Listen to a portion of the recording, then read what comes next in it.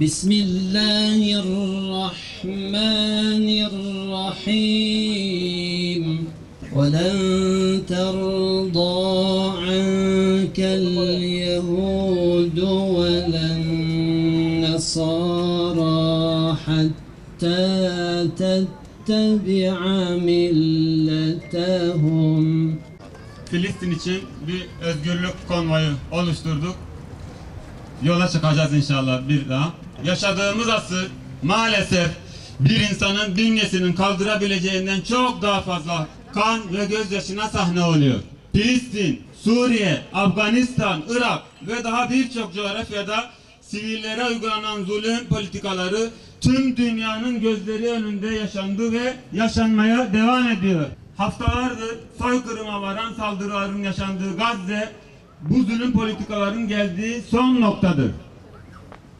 İsrail tüm dünyanın gözlerinin içine baka baka 2,5 milyona yakın insanın yaşadığı Gazze'deki sivilleri kadın, çocuk ve yaşlı demeden katletmekte, hayatta kalanlara ise yaşam hakkı tanımamaktadır. Hastaneler, mülteci kampları, okullar, fırınlar, aşevleri ve aklınıza gelebilecek daha birçok yer saldırıya uğramış. Gazze'deki altyapı ve üst yapı işgalci İsrail tarafından tamamen çökertilmiştir. Refah sınır kapısından kısıtlı geçen yardımlar Gazze'nin ihtiyacını %3'ünü dahi karşılayamamaktadır. İsrail tarafından elektrik, su ve iletişim kesildiği Gazze'de hastanelerdeki yaralıların tedavileri ilkel yöntemlerle zor şartlar altında yapılmaya çalışılmaktadır. Ayrıca bu hastaneler çok sayıda kadın ve çocuğun sığındığı adeta birer mülteci kampına dönüşmüştür. Buna rağmen hastaneler dahi bombalanmaktadır. 7 Ekim tarihinde İsrail'in Gazze'ye başlatmış olduğu saldırıların üzerinden 28 gün geçti. Bugün 29. güne girmiş oluyoruz. Bu süreçte Gazze'ye 18.000 ton bomba atıldı. Bu oran 2. Dünya Savaşı'nda Hiroşima'ya atılan bombanın 1,5 katı büyüklüğündedir. Bu saldırılarda 10.000'e yakın sivil hayatını kaybederken 25.000'e yakın sivil ise yaralandı. 1,5 milyon kişi yerinden edildi. Çok sayıda sağlık görevlisi, arama kurtarma gönüllüsü ve basın mensubunun da hayatını kaybettiği saldırılar durmuyor. Şiddeti ise her geçen gün daha da artıyor. Ne Gazze ne de Filistin'de sadece bugünün meselesi değil. İsrail'in soykırım politikaları Asya'dan Avrupa'ya, Amerika kıtasından Afrika'ya kadar din, dil, ırk farkı gözetmeksizin ben insanım diyen bütün dünyadaki vicdan sahiplerinin tepkisine yol açtı. Dünyanın dört bir yanında kitlesel eylemler yapılıyor. Türkiye'de de 81 ilimizde 28 gündür Gazze için ayaktayız. Milyarlarca insan haykırdığı İsrail zalimdir. Söylediği ise maalesef dünya barışını sağlama görevini üstlendikleri iddia eden ABD, İngiltere, Fransa, Almanya ve İtalya gibi birçok Batı ülkesinin yöneticileri tarafından duymazdan gelinmekte. İsrail'e bebekleri ve kadınları katletmesi için tam destek verdikleri görülmektedir.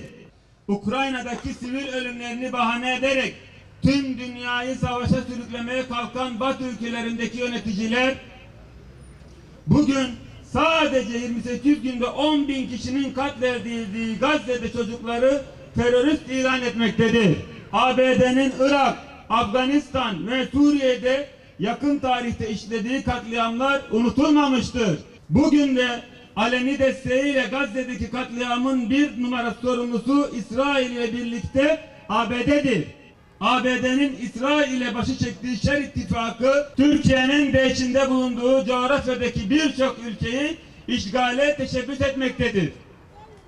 Sivil akıl her şeyin farkındadır.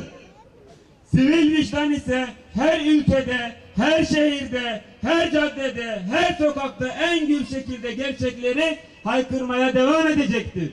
Katil İsrail, işbirlikçi ABD. Katil İsrail, işbirlikçi ABD. Bu amaçla ABD, İsrail ve onların taşeronlarını yapan ülkelerin yöneticilerine meydan okumak için bugün Siirt'ten ve Türkiye'nin dört bir yanından yola çıkıyoruz.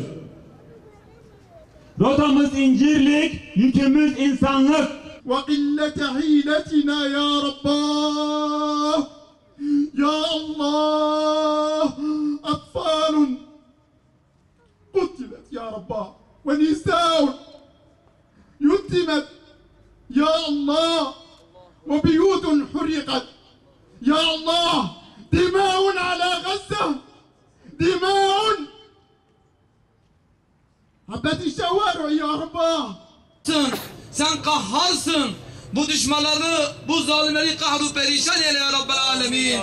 Allah'ım şu mazlum kardeşlerimizi kafirlerin, zalimlerin elinden kurtar ya Rabbel Alemin.